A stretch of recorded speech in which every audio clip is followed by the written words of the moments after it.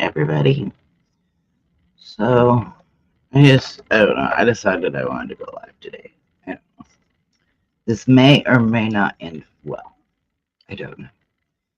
So, I just wanted to touch on a couple of cases. With Sebastian being the first one I wanted to touch on. It's the 23rd. In 2 days, it will be the 1 year anniversary of Sebastian going missing. And I had hoped that there would be a resolution before now, and there hasn't been yet.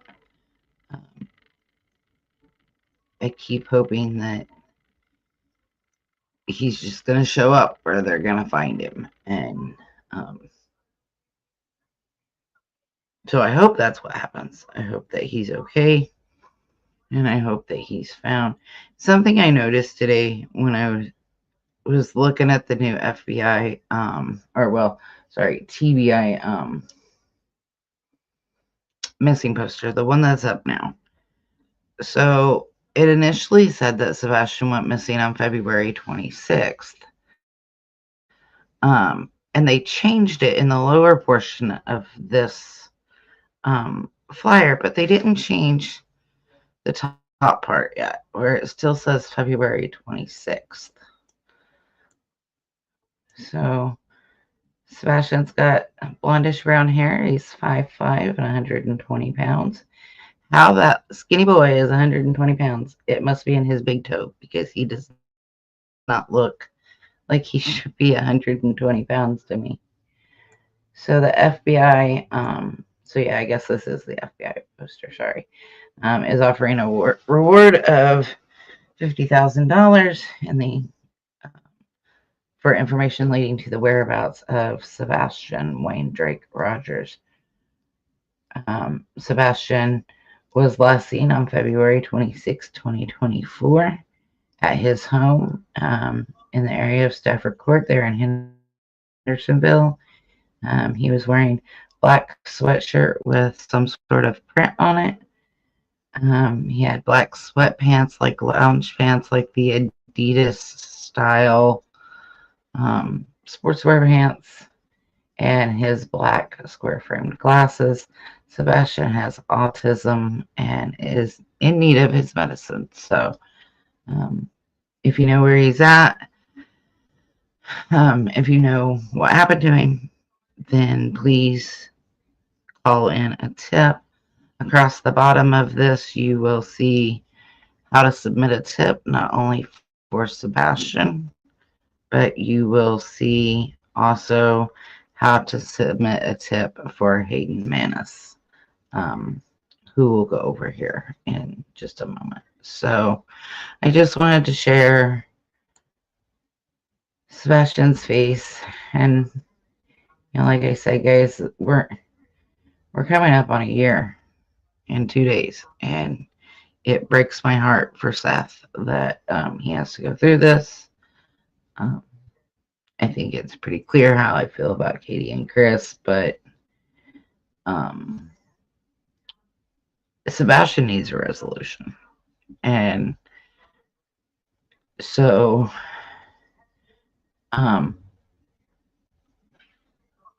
don't know. He needs a resolution to this case. Seth needs a resolution.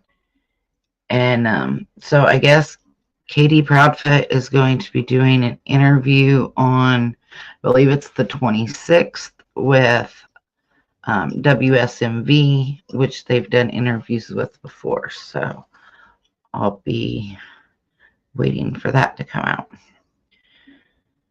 So let's see. If I stop that.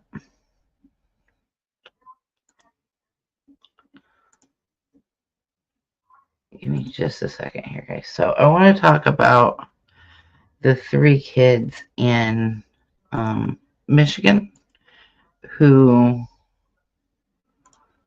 were basically abandoned by their mother in a apartment, I believe it was. It might have been a house. And so this was like, she was having food delivered, and loaf of bread was supposed to last these 3 kids who were not little, by the way. I believe one of them is 16, and then I think one of them was 12 or 13. So I just wanted to play the news footage that is out now. It was from Live Now from Fox. So I just wanted to play this and talk about it. So you guys have seen my face. I'm now going to, if I can find it, go off camera.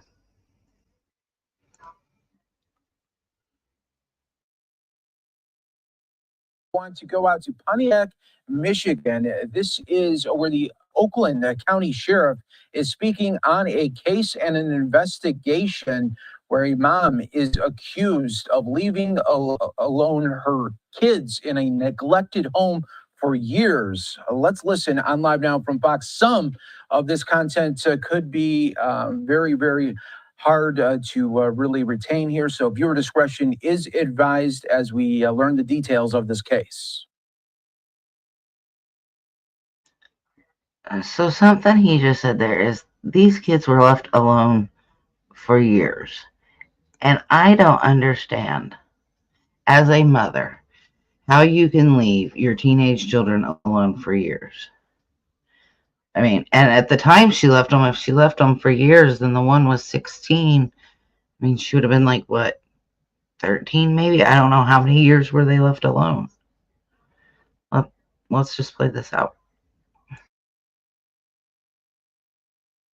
Agreement was arrived at in 2022, but the mother still would not allow him to see the kids. So that's what we've learned so far, at least preliminarily. We're going to go back and double check all these timelines and that kind of information. So he, in essence, had lost contact with the kids. And that's where that stood. So we've had questions about that. The other questions that we've had was, who were the other people potentially dropping food at the house other than the mother?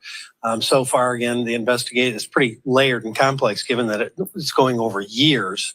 But it appears that those are companies like an Instacart or a DoorDash, things like that. So so far, none of the people that were coming to the house had any awareness that there were kids inside or the situation in which they were delivering to. Obviously, the question was somebody dropping food off knowing there's kids there? No information at this point leads us to believe that. The kids were forensically interviewed with our partners at Care House. They've already been seen once at McLaren. We intend to have them at a much more detailed both physical and mental health kind of checkup, if you will, that will happen hopefully this week. When our detectives saw them at their interview at Care House, they were already making amazing progress, having had some tender love, having had some supportive care, having been put in new clothing and some basic hygiene. The one detective said that the little girl was talking quite a bit. So that's super exciting to see that happening. And so 15, 13, and 12, not 16. I'm sorry. The one was 15. So 2022, that's 3 years ago.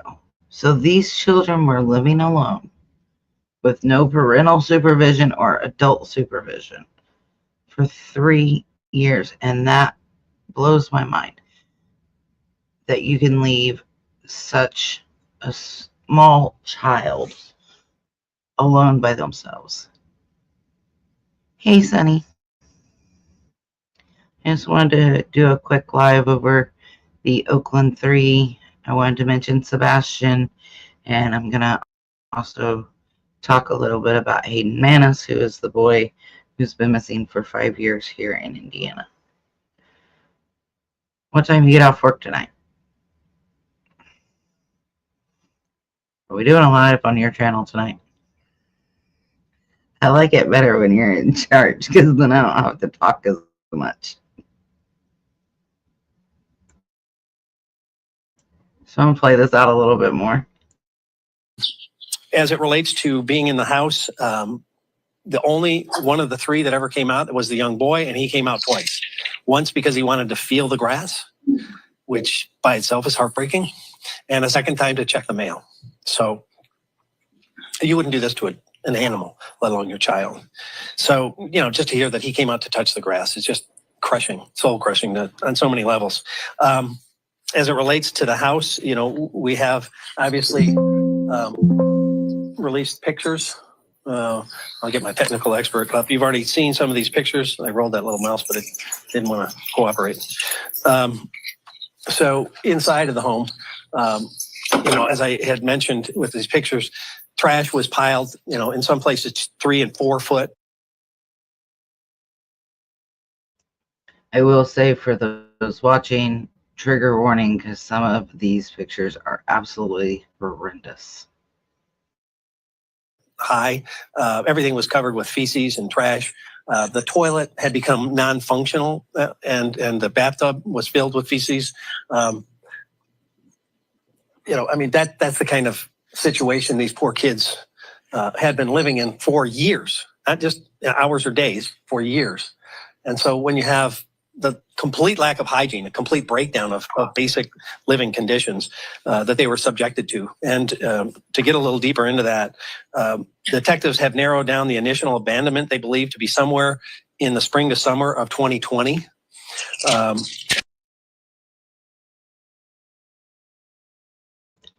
Okay, correction. I thought he said 2022. That must be, I must have misheard that because I heard him say 2022 a while ago. So 2020 you're talking 5 years of, means the oldest one would have been 10 if it was in 2020. I just do not see how you can leave your child, or children in this case, in a home by themselves at such a young age. And, having food delivered, well, if they have no way to take out the trash, and they obviously didn't because the little boy came outside just to feel the grass. Like, that is just mind-boggling to me, how you can do that if you love your children. And, we had a pandemic in 2020. So what would have happened if they got sick? What if, they somehow got it because the food delivery guy had it? It just breaks my heart that you would do this to small children. Obviously, COVID played a little part in the disconnect potentially with schools and school communications. In 2020, the mother dropped off some trash bags, gloves, and Febreze, and that was about the last thing related to hygiene. 2020, in the height of COVID. Okay.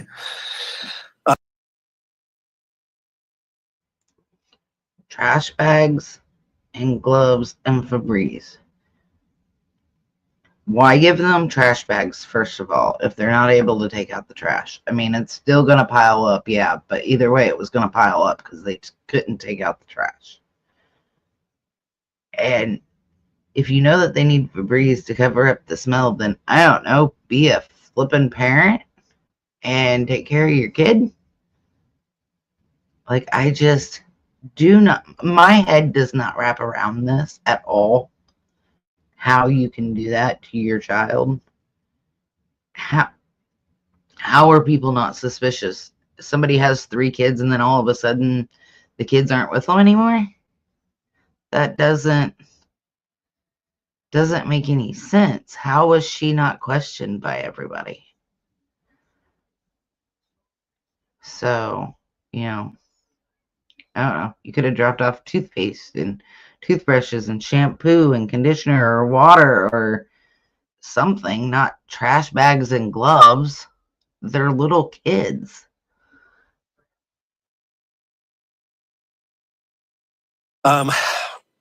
Towards the end, the children apparently were getting a loaf of bread dropped off that was intended to last 3 to 4 days. So, I mean, obviously on so many levels, the conditions are horrendous and the situation terrible. So what we're trying to do in the meantime, and as it relates specifically to the case, the preliminary report has been turned over to the prosecutor. We're adding some more stuff for them. They're in the process of determination. When I heard about this, I called her on the weekend and let it know it was coming, and she has her staff queued up, and they're in that process.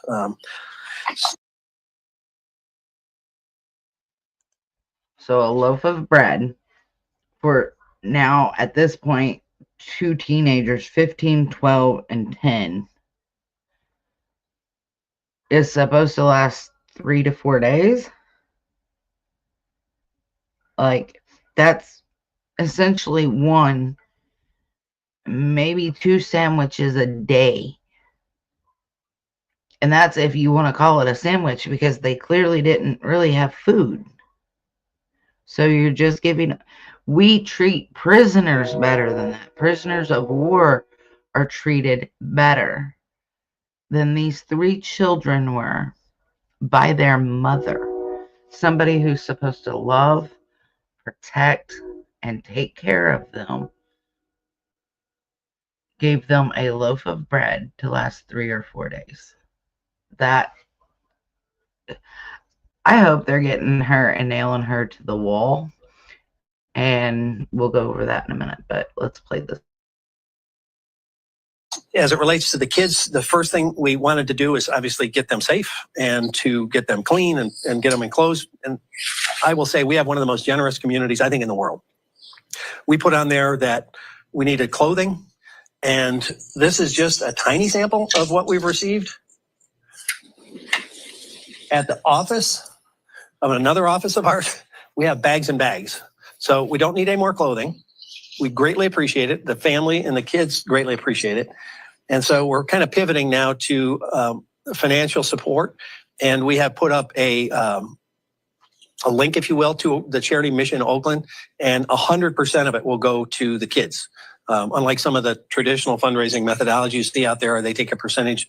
100% of this will go to the kids. What I am asking is, again, our generous viewers and listeners out there and readers, we're looking for a law firm that would set up a trust fund so that we can take 100% of what we receive in donations for these kids and put it in a trust that can be administered, that can take care of maybe their medical bills, mental health visits, and if there's any overage, maybe set some money aside for their future education. This is going to be a long-term situation, and so we'd like to be able to kind of hand the baton to a trust fund that will manage it in a way that makes sure it's just the kids. Not suggesting anybody else would do anything with it, but we're looking for a mechanism where we can hand this off. So if there's a firm out there that would like to set up a trust fund for these kids, then we'll deposit any receipts that we have. In a very short period of time, I think we've already got $15,000 to $20,000 in on our donations. Now, I did look up how to donate to this fund. And the link I have takes me to pay it. So as soon as I find a link, hopefully today, I will put it in the description of this video if anybody wants to donate. And you know, these children are going to have a lot of mental health treatment. They're going to have abandonment issues. They most likely have some health issues living in all of that, because that is not healthy to be living in amongst your own waste and trash for that long without going outside. They had no reprieve from what they were going through. So I'm going to play a little bit more of this. So we're going to, obviously have some real dollars to be able to give these kids, but that won't make up for the 3-4 years that they've been subjected to these conditions. I've said this more than once, but you see those videos of animals in just terrible conditions on commercials, and it pulls at your heartstrings. Imagine maybe by 10 living in what we showed you, and then play it out over years, not days or weeks. So it's hard to wrap your head around this one. So there's going to be a lot of long-term, I think, mental health and educational needs and things that we want to try to help with the family to get to that point. The other thing I'd like to mention, the family is asking, apparently, some of the folks that are now involved with the kids that didn't know, that's another question we've asked. They didn't know what was going on with the kids. They'd been told by her that somebody else was babysitting the children or other kinds of things. So they were unaware what was happening so far, according to our investigation. But what they're Again, how do you be in somebody's life and know that they have kids, and then all of a sudden they're not living with them? They're not there at night. They're not there of a morning. And they say somebody else is watching them. Like, how do you not? It's like, we'll get into it in a minute. Hayden, he's been missing since he was 4. He's been gone for like 5 years at this point before the family realized that he was missing. And I do not understand how this happens this day and age. No pictures are being published of the kids, probably, I'm assuming at this point. Like, I have no words for this. Like, how do you do this to a child? How do you do this to somebody you love? And, he's talking about like the ASPCA commercials of animals. These are not animals. These are human beings. These are small children that were left in that. We're not talking a dog or a cat or a horse on a commercial. You're talking about a human being, a living, breathing human being that has rights. You have the right to, I forget exactly how it goes, but life, liberty, and the pursuit of happiness. And these children, they had their life, but what kind of life are you living if you're living in that? And what they showed, and that was just a small portion of probably a lot of pictures I would assume that they have. So if the bathtub isn't functioning and the toilet isn't functioning, how are these children showering? How are they brushing their teeth? How are they eating? How do you as a mother think that that's okay to put your child through that? I wouldn't put my dog through that, let alone my child. They're asking is they feel like they're being hounded by media outlets. So they'd like to get some privacy for their kids and the grandkids and aunts, and those folks want just a little bit of a safe bubble, if you would. So they asked that, which of course we're going to do. Now, on another front, all of us are asking, how the heck did this happen? How did we lose 3 kids? How'd they fall through the system? The community, the relatives, the schools, how did no one know? And the easiest answer we could come up with, and I put on my old legislative hat, and thank heavens we've got a person on our staff that also had worked in the legislature, and we examined the school code. And there's some gaps that we think in part allowed this to happen. And so what we're going to suggest is there needs to be some changes in state law.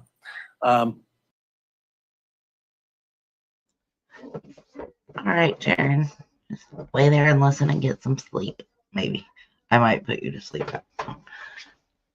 So that, that's what I was asking. Like, how did these children, how did nobody miss them? Like, even a school.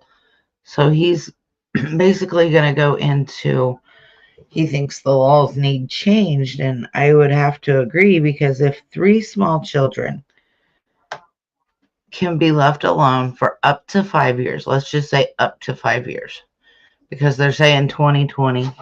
So let's just say up to 5 years. Then how is that possible? How is it that the family didn't know and the school didn't know? Like, one day they're in school and then they're automatically not in school anymore, but you don't have somebody requesting records or saying that they're enrolled at their school.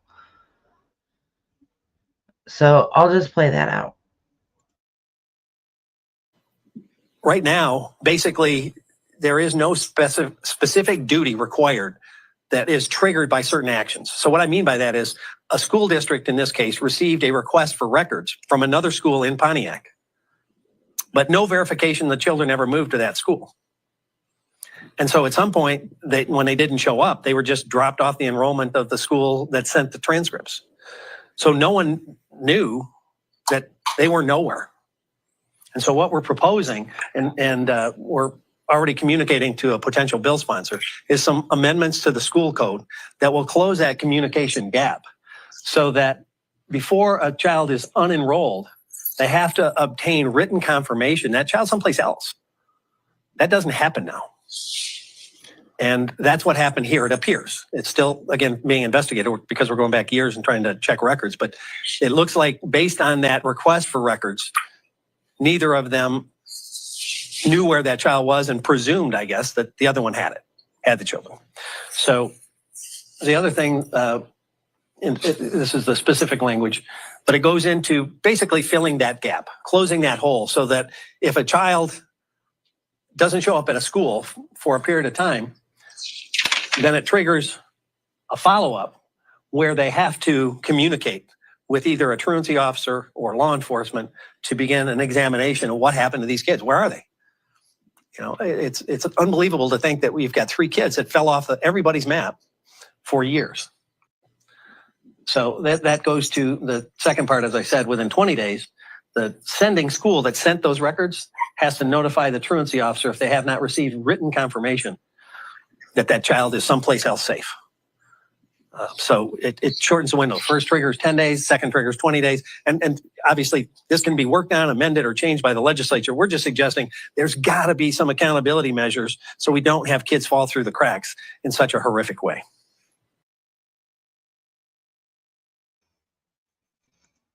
And I agree, there needs to be some sort of accountability there. And I'm not saying that the school system is in charge of raising children or that the school system is at fault. But how do you just let children fall through the cracks like that? I don't understand how that, and it's sad that it takes cases like this. You know, the reason we have Amber Alerts is because a child went missing and was harmed. So it's not like this is something new, but it's sad that it takes something like this, that we have to make a law that you can't leave your kids alone. You can't just not have them in school, which I would have thought would have been an automatic anyway.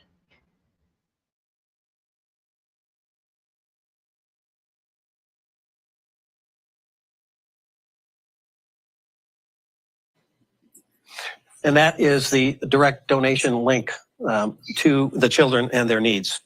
So that's kind of the basics of where we are.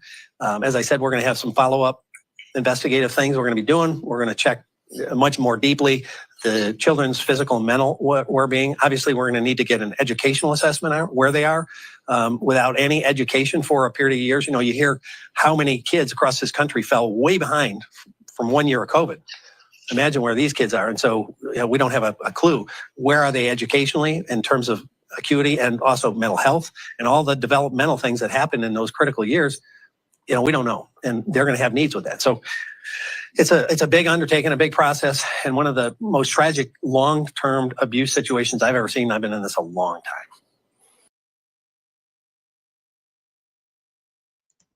I think he said it perfectly well right there, that this is sad that it took so long for these children to be noticed that they were missing. So I found an article and I want to go through it, and it's in regards to these children as well, and then we will move on to Hayden Manis. So it says that the judge set a $250 million bond for the mom of the 3 kids that were left alone. A judge set a $250 million bond Thursday for a Michigan woman who is accused of leaving her 3 children alone for years in a house where conditions were so offensive that police evidence technicians wore hazmat suits. Hazmat suits. That's bad for them to have to do that. Kelly Bryant, 34, shook her head at times during her first court appearance on CA charges in Oakland County. Her lawyer entered a not guilty plea on her behalf. Then who is? Like, why would you put your kids through that? Like, why would you put them through having to go to court? You clearly did it. So, $250 million bond, you're probably not making that, honey. You can just sit there. And I hope all they give you is bread. I hope they treat you like you treated your kids. And that's probably wrong of me to say. But for somebody who mistreats children, anybody, male, female, parent, guardian, non-custodial person, a stranger, whatever, if you harm a child, if you do something to a child, I am a firm believer that the exact same thing should be done to you that you did to that child. So it says 3 children, ages 15, 13, and 12, were removed last week from a house in Pontiac where they had lived on their own since 2020 or 2021, amid trash, feces, and occasional food drops on the porch. The defense attorney acknowledged the very serious case, but she said Bryant was not a risk to the community and could be released from jail with an electronic monitoring system. How are you not a risk to the community? You left your 3 small children. Let's say 2021. Let's give you benefit of the doubt. And let's say 2021. That is still 4 years that you left your children. So they would have been 11, 9, and 8 at the time.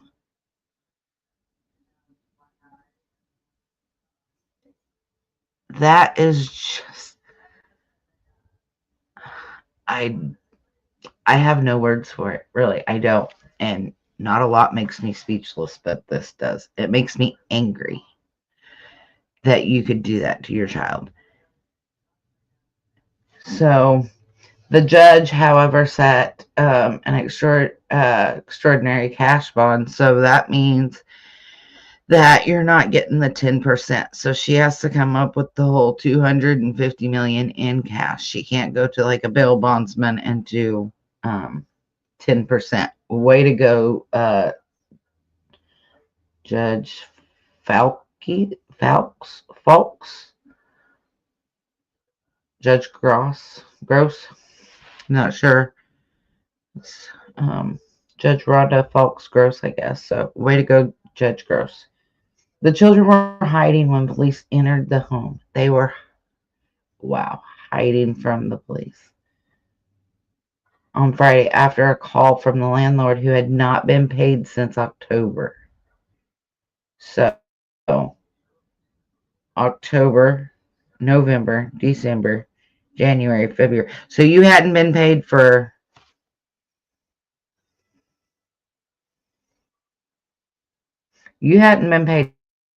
for 5 months. And that's what prompted this. Why did you wait 5 months? I've never had a landlord let me not pay rent for 5 months. It's an awful nice landlord.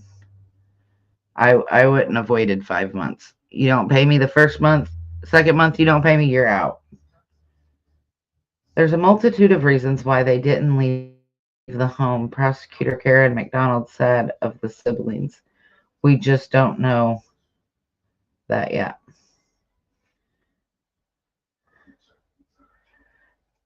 Wow. Well, I think $250 million bond is extraordinary, but I think it's extremely warranted. And I don't see how they can say that she's not a threat to the community.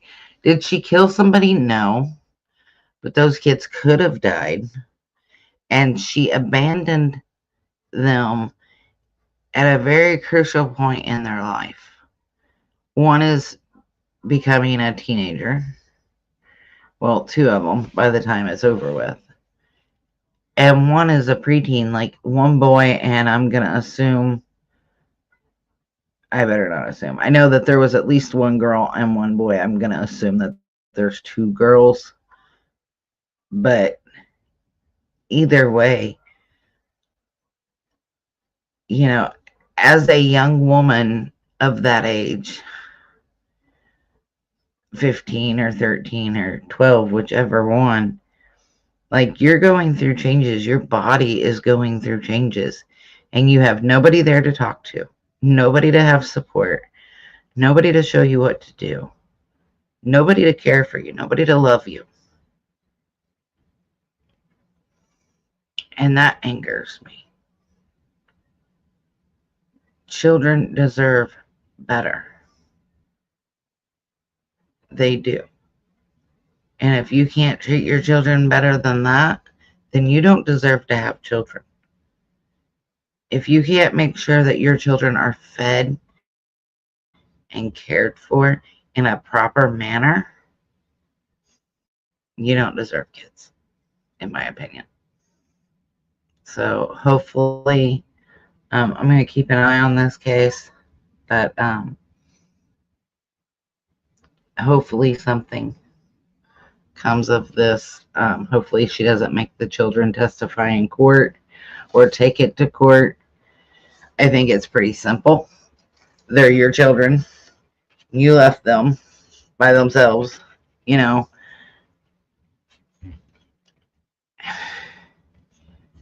At the very least you can do is just take accountability at this point. Be like, sorry, judge, I screwed up. I shouldn't have left them alone. Beg for your forgiveness from the kids. I mean, I just don't put them children through that woman. I just really hope that she doesn't put the kids through having to testify against her in court. So I wanted to talk about Hayden Manis. And, you know, this is another case that just really bugs me. Not only because I'm from Indiana, but this boy was missing for 5 years before anybody even knew he was missing. And it's just another example of somebody falling through the cracks. And our children should not fall through the cracks. They should be the one thing that we protect in life. So I want to play this. It's the family talking about what happened. And it's from, I don't know, I'll get it for you here in a minute who it's from.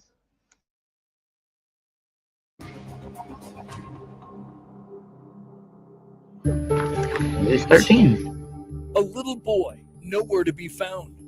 And there's been no sign of it. Allegations of horrible abuse. I just hope it isn't true, what he went through. And now, a desperate search for answers in a case that's baffling investigators. Where's Hayden Manis? That's the question we ask ourselves every day. Tonight, 13 investigates a missing child. Here's what makes this case so unusual. This little boy has been missing not just a few days or weeks or even months. That boy's been missing for years. And it's only now that his disappearance is coming to light.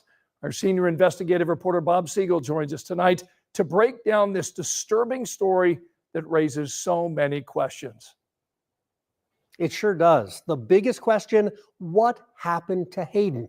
Hayden Manis has not been seen in more than 5 years, and both his family and police now fear the worst. I love you, Cookie. Cell phone videos and pictures. More than 5 years. I would fear the worst too. I would, and I don't fault the family at all. Because if your child has a child and they tell you that the mother has the child, or the father has the child, or CPS took the child, whatever the case may be, you want to believe your family. So I don't fault the family. I don't think that I would have waited that long without any proof of life. But everybody reacts different. But I can see the pain in their eyes when they're talking here in a minute. And it breaks my heart.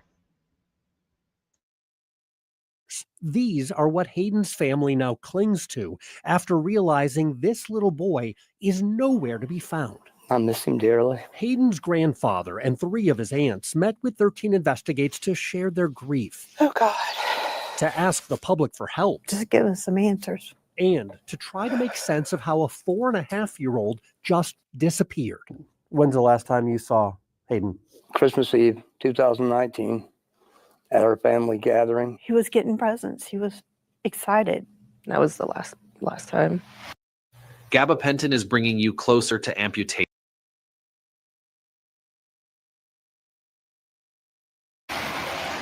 When Hayden left his great-grandmother's house that Christmas Eve in 2019, he was with his father, Dustin, who has a criminal history involving drugs and alcohol. In fact, Hayden's father and mother both lost custody of their 1-year-old son after they tested positive for cocaine.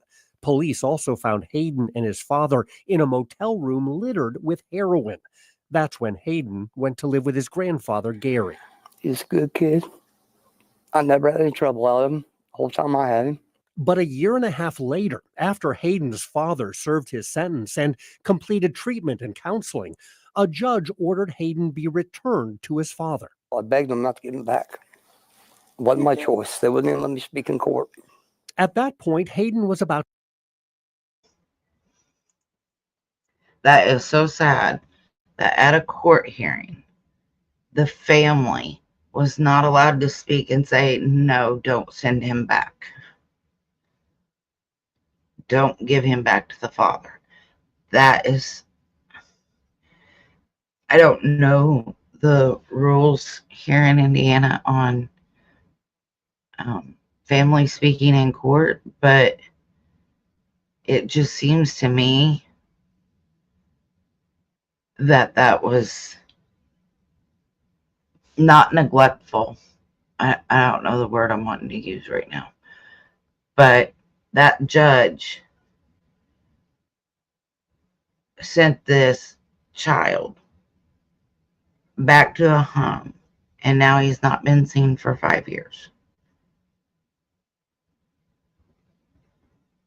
And the dad, trigger warning, because I think it says it here in a minute, but the dad actually dies of an overdose.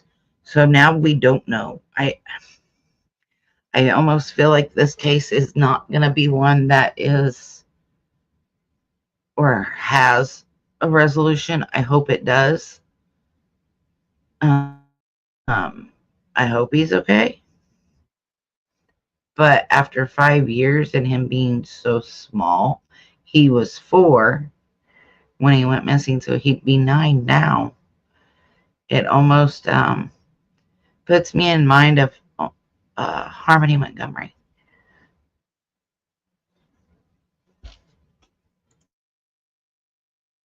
To turn 3. His father took him to visit his aunts and uncles and cousins every once in a while, but those visits started getting further apart. After the Christmas get-together in 2019, the visit stopped completely, even though Hayden's relatives kept trying, texting Dustin to invite him and Hayden to family gatherings. At least every month I would message him, can you come and do this? Can you and Hayden come have dinner with us? And he would respond with, we'll try. Everything's fine. We're okay. Hayden's fine. We'll try to make it. But we never did get to see him. He never came. And that's how things were for years, until this past September, when some of Dustin's family members discussed not seeing Hayden in a long time and started getting suspicious. They asked police to check on Hayden. Police found Dustin, but not his son. And the story Dustin told police did not add up. That was 5 months ago. And today, Hayden is still missing. Where's Hayden? Exactly where is Hayden? Because a 4-year-old does not just go missing and not be found. So again, if you have any information, scrolling across the bottom of the screen is how to submit a tip for Sebastian Rogers and also for Hayden in Indiana. But yeah, I just, I don't fault the family at all.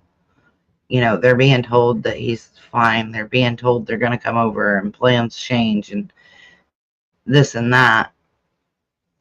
So I understand that from that point of view. But it still breaks my heart that it took so long to say, if I don't see the child, then I'm calling law enforcement or I'm calling CPS. I'm having a welfare check done. You can choose not to see me. That's fine. You can choose as a parent not to let your child see a grandparent or aunts and uncles. That is your right. But this is a person that was convicted on drug charges, had custody removed from him. That child sent back against what the family was saying. The family was saying, please don't do it. And I'm sure, I don't know the family, but I'm sure that if the dad would have just said, hey, I can't do it anymore. I can't handle him. I don't have the money, whatever. I'm sure that the family would have took Hayden in. It wouldn't have been, we have baby boxes. So if you have a child and you don't want the baby or whatever, you can turn over the child, right, in these baby boxes in the United States. And I think, in my opinion, there should be a law or some way that parents can relinquish, and I know parents can go to CPS and relinquish their rights, but I think it needs to be more apparent. And like the baby boxes, if you turn them in, there's not going to be charges because this could have been avoided at so many levels. You took the child away for drugs. Don't send him back. Don't put a child back in that environment. CPS failed the child. I think that the judicial system failed Hayden. And I don't know how to say it other than that, because there were so many failures along the route. Minutes count, seconds count when you're looking for a missing child. And law enforcement is now behind the 8 ball because he's been gone for 5 years.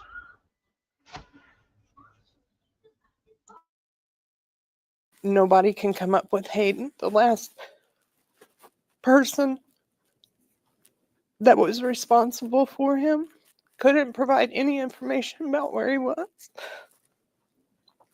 And that's when we realized, I think,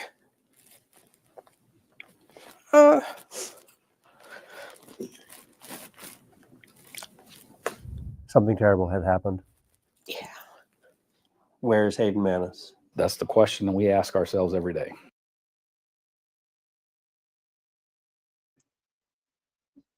So,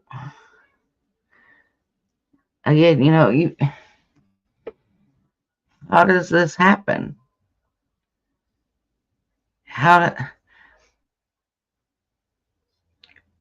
I keep going back to, and I can't help it. Again, I'm not blaming the family. But how do you not draw attention to it? How do you not say, look, he's been gone. Where is he? Because, in my opinion, Dustin knows. Dustin was in charge of that child. Dustin was responsible for that child.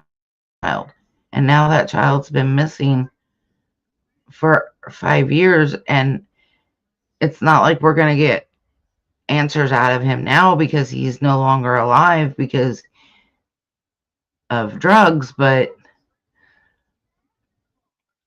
somebody has to know. Did he sell him for drugs? Did he trade him? Did something happen and the baby got in his stash and something happened? I mean, how as a parent can you just sit by and not say, hey, this happened? I know you're probably scared you're going to get in trouble, but for me, I just don't see how a family, a caretaker, a parent cannot just say this is what happened and basically fall on your sword and beg for mercy, essentially. Eric Hoffman is the prosecutor in Delaware County, where sheriff's investigators have been trying to locate Hayden for 5 months. They started by interviewing Dustin, who claimed DCS showed up one day several years ago and took Hayden away to go live with his mother. Did Hayden go back into the custody of the Department of Child Services? No, that was disproven quite easily, quite quickly. Did Hayden go back to his birth mom? No, we knew that was a lie. He was not telling the truth. Investigators know what did not happen, but figuring out what did happen, that's been far more difficult because Hayden was missing for years before police ever learned of his disappearance. To say that has complicated this case is an understatement.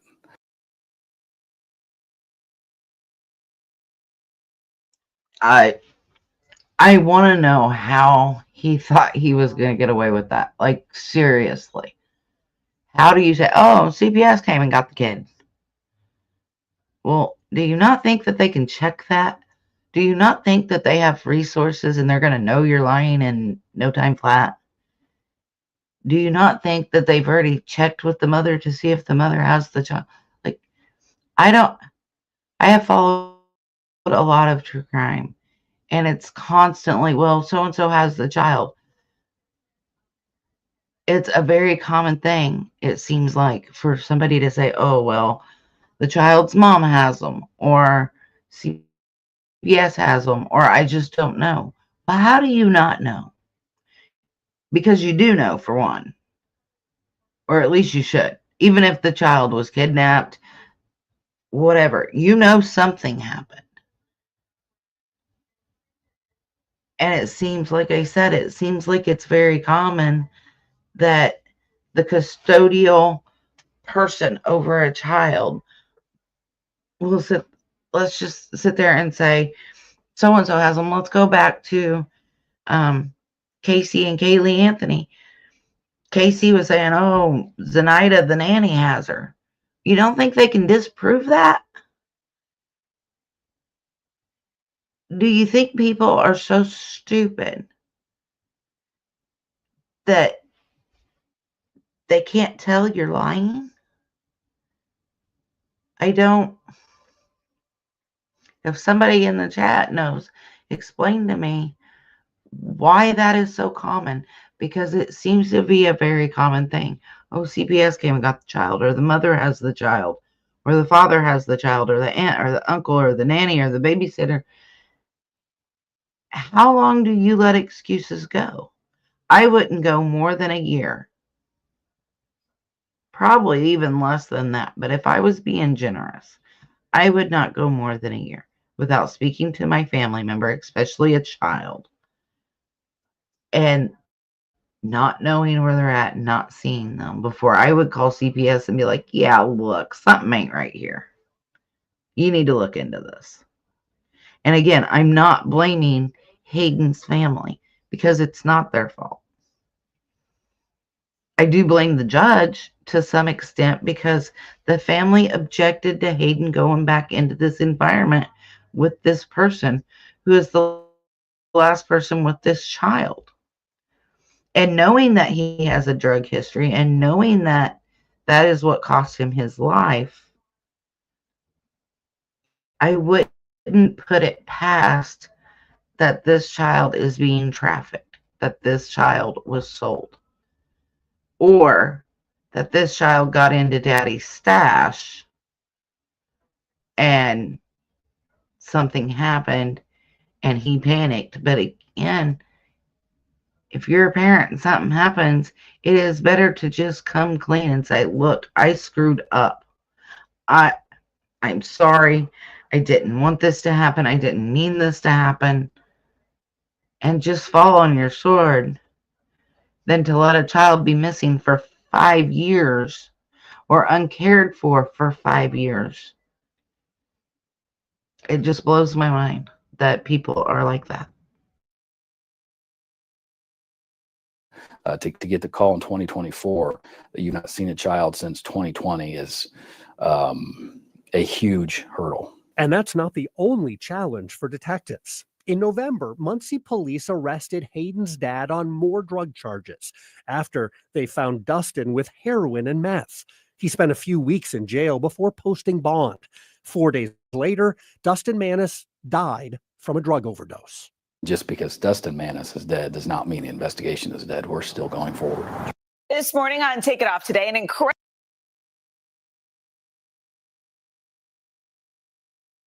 13 Investigates has learned detectives have searched this Muncie house and removed potential evidence from inside.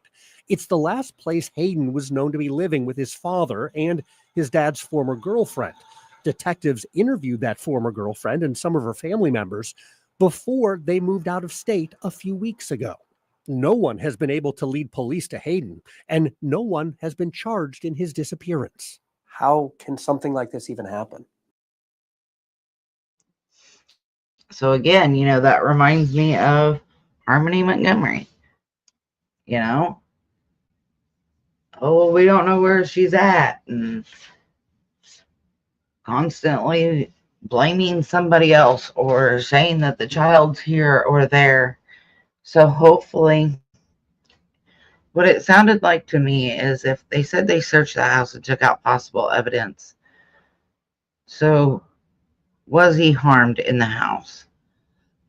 I personally, in my opinion, do not think that he was harmed, like physically, I guess I should say, in a way, in the home. Like, there's not going to be, in my opinion, blood probably. For me, I think the most common scenario, or the most logical scenario for me, would be that the baby got into daddy's stash and something happened, such as an OD, or I've got a kid, I need drugs here, take the kid, give me the drugs type scenario. It's not common to sell your kid, but it's not unheard of either. But that's where my head is leaning right now. The further this case goes on, and maybe if more comes out about it, that opinion would change. But to be honest, as of right now, that's where my head's at, that it was some kind of accident like an OD, or essentially being sold. So again, the tip line is scrolling across the bottom for Hayden Manis and for Sebastian Rogers. Let's place. How can a little boy just disappear and no one knows where he is or what happened to him? How is something like this possible? There's very few ways that it's possible. An adult can disappear. Kids aren't like that. Kids don't have passports. Kids can't travel. Kids Hayden's age just don't go somewhere. A child can only go missing in very few ways, none of which are voluntary. You suspect something terrible has happened? Yes. Do you think Hayden's alive? No, I don't. I don't think he's with us anymore. No, I don't believe he's alive. I do not know. Not after talking to the police, I don't. The family says since the investigation began, they've heard stories that Hayden was badly abused and neglected inside this house before he went missing. I just hope it isn't true, what he went through. Things you've heard are incredibly disturbing. Disgusting. Horrifying. The investigation is ongoing, so at this point, detectives and the prosecutor are not releasing specific details. What we've heard has been shared with police is pretty horrible details and information. I would agree. It's haunting. It's definitely haunting, some of the facts in this case. Do you have any reason to believe that Hayden is still alive? Based on the evidence that I've seen and the interviews that have been conducted, I do not have a reason to believe that. There are very few days I come to this office and I don't think of Hayden Manis. So this case is on my mind and it's on the investigator's mind on a daily basis. We're not going to stop until we get to an answer. We need to know the truth. Again,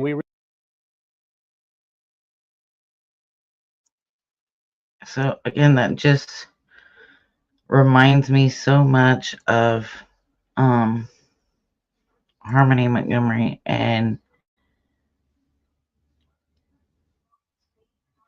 it boggles my mind. It really does. Like the sheriff said, there's very few ways that a child Hayden's age goes missing. It's not like, he's 14 or 15 and can walk into a gas station and buy drinks or food.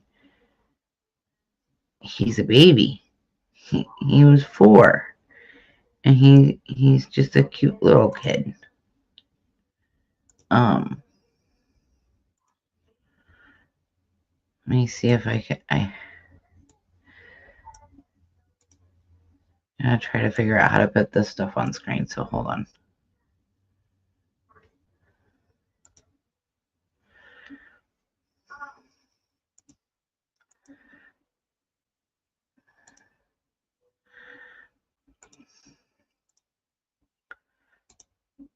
So this right here, this is Dustin, and this is little Hayden. He's a cute kid. No blue eyes. So this was posted by a family member on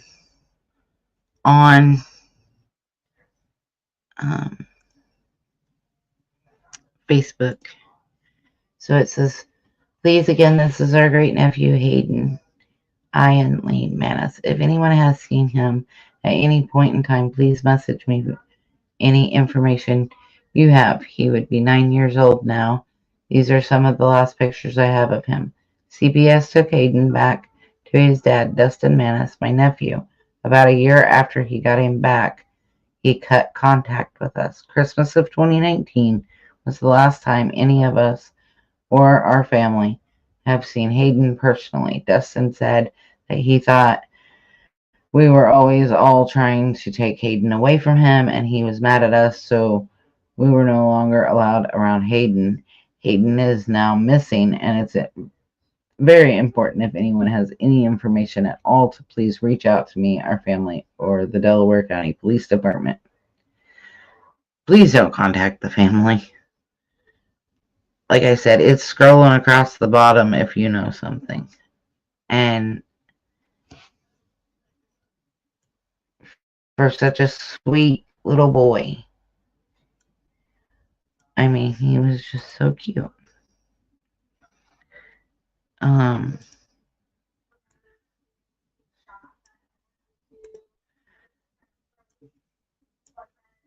So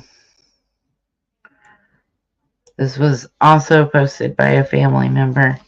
I've never thought I would make a post like this, but if anyone has any information on the whereabouts of my son, Hayden Manis, please contact me or the Delaware County Police Department. These photos were taken in September to December of 2019, so he would be older than the photos. He's 9 now. The last known location I have of him was Muncie, Indiana. I am begging anyone that knows anything about Hayden to please come forward. I don't have any more recent pictures of him. I have not seen him since these pictures. He was in the custody of his father, who now says he no longer has him.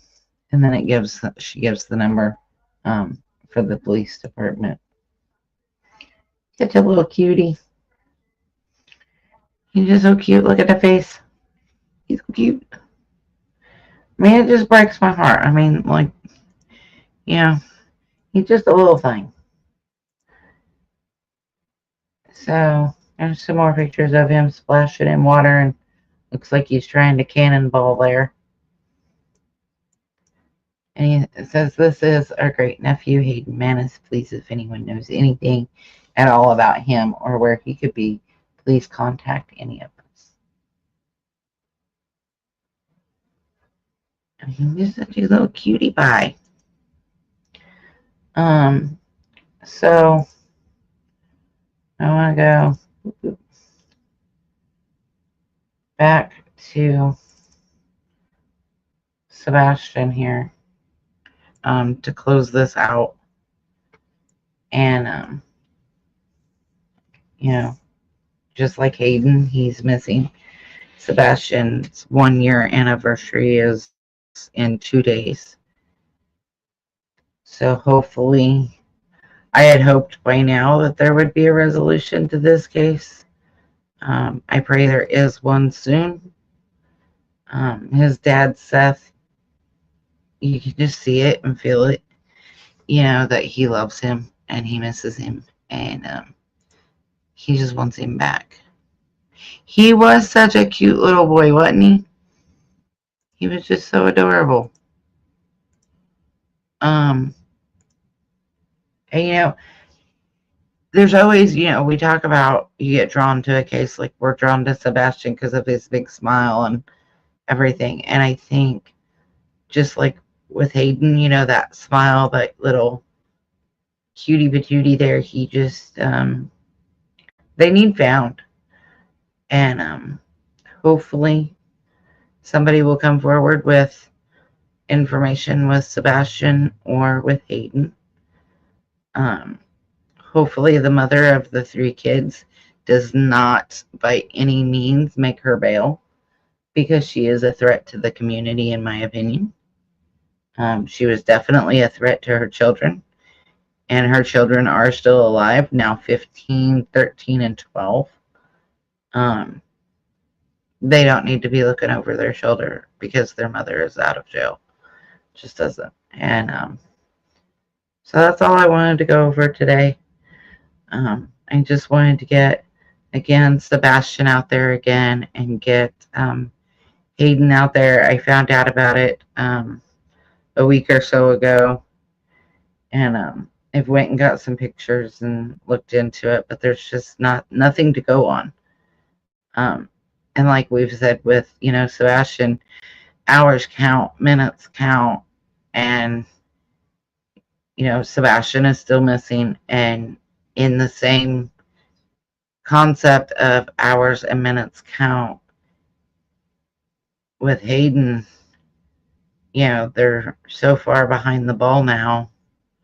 I hope that they can catch up. I hope that they can find out what happened. But I'm afraid they're not going to, and I hope we don't get to that point with Sebastian. So that's all I had for tonight. You're welcome, Sharon. How are you feeling? I hope you're feeling better.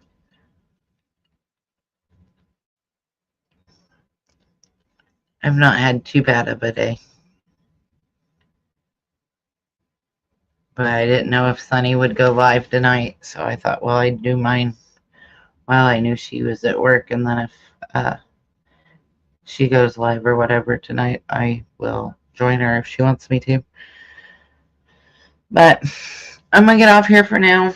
But again, scrolling across the bottom, if you have any information with Sebastian Wayne Drake Rogers or any information as regard to Hayden Manis.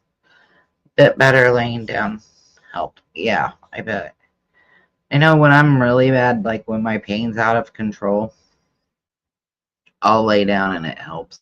But then something's on my mind and I always want to get up and do something. But it's not been too bad of a day today. So anyway, guys, I will see you later.